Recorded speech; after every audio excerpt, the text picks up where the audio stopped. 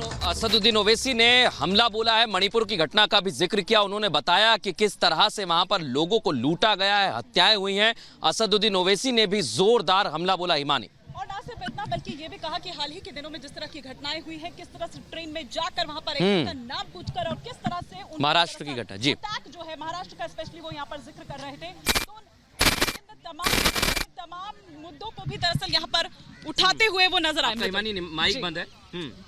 बिल्कुल हिमानी, आप कंटिन्यू करें, बोलते रहिए। बिल्कुल, मैं यही कह रही थी मृदुल, जिस तरह से आपने कहा कि असदुद्दीन ओवैसी ने उन तमाम घटनाओं का जिक्र किया और ये बताया कि किस तरह से ट्रेन में घुसकर वहां पर जाकर एक एक का नाम पूछकर किस तरह से उनको टारगेट किया जा रहा है, जैसा कि वो हमेशा ये कहते हैं, एक विक्टिम कार्ड खेलते हुए नजर आते हैं और वो एक बार फिर से यहाँ पर किया। बिल्कुल, और एक बड़ी बात और, क्योंकि राहुल गांधी ने भी जिक्र कल किया था, उन्होंने कहा था कि देश में नफरत है, केरोसिन का जिक्र किया। असदुद्दीन ओवैसी भी इस बात का जिक्र कर रहे हैं। एक कमेंट हम ले लेते हैं। सैयद जवाद कुछ कहना चाह रहे हैं? मैं तो इससे आगे बढ़ के कहता हूँ, बहुत से भारतीय जनता पार्टी के सांसद, बहुत से भारतीय जनता पार्टी के प्रवक्ता वो फायरबॉल मुंह में लेके चलते हैं। वो होता नहीं, आग से आप ऐसे करके फूंक देते हैं, वो अपनी जबान से ऐसी आग लगाई है।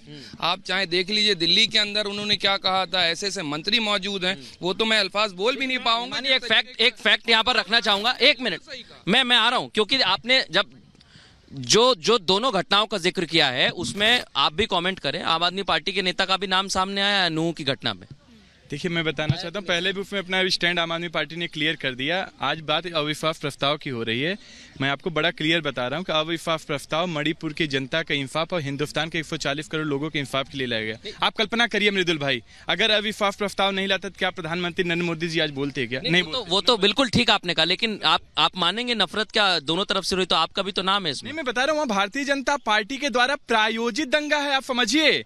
वहां पे पहले से ही 12 दिन पहले इंटेलिजेंस रिपोर्ट ने रिपोर्ट दे दिया था। मुख्यमंत्री का बयान अलग आता है, वहां के गृह मंत्री का बयान अलग आता है। दूसरे जिला में मुख्यमंत्री आते हैं तो वहां के जब इनपुट हमारे पास है, वहां ये फेलियर है, लेकिन आपके नेता का नाम है। मेरी बात समझिए, वहां के पुलिस कर्मियों को वहां विस्थापित कर दिया जाता है, भेज दिया जाता है। मैं बिल्कुल नहीं है, नहीं है, बिल्कुल नहीं है। FIR हुई है, आप पता करिए। FIR हुई है हिमानी, और इनको पता नहीं है, नाम भी बता देता हूँ मैं, जावेद नाम है।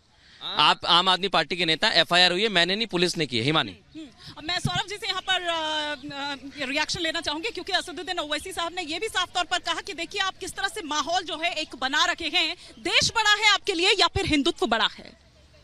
देश ही बड़ा है, देश के लिए काम हो रहा है, देश के लिए सारे काम हो रहे हैं इस समय। कोई ऐसा थोड़ी ना हिंदुत्व के लिए काम हो रहा है, भाई देश के लिए तो सारे काम हो रहे हैं। पार्लियामेंट में जितने बिल पास होने हैं, आपने सारे बिल को, जनता की गाड़ी कमाई से चलने वाली संसद में सारे बिल पेंडिंग है, लेकिन आपको उसकी चिंता नहीं है। विपक्ष को केवल ये चिंता है कि भैया राहुल गांधी जी क्या बोलेंगे। अभी देखिए वॉकआउट कर गए। मैंने क्या बोला, 1 सेकेंड, जब आप इतने दिन से तो पार्लियामेंट आ नहीं रहे थे, अब पार्लियामेंट आना शुरू भी किया, 2 दिन हुआ नहीं, आज आप वॉकआउट कर गए। क्या तरीका है? क्या तरीका है? देखिए, अगर ये कह रहे हैं सत्ता पक्ष अहंकार, आप कंप्लीट करें, 10 सेकंड, मुझे स्टूडियो जाना होगा। हाँ, कंप्लीट करें अपनी बात। कह रहा हूं, सत्ता पक्ष कितना अहंकारी हो गया। विपक्ष के 2 छोटे मांगते 267 के तहत आप राज्यसभा में डिबेट करा दीजिए, प्रधानमंत्री बयान दे दें। ठीक है हिमानी, हमें स्टूडियो का रुख करना होगा। देश और दुनिया की तमाम बड़ी खबरें हम आपको दिखाएंगे। 2 मिनट भारत में चर्चा लगातार जारी रहेगी।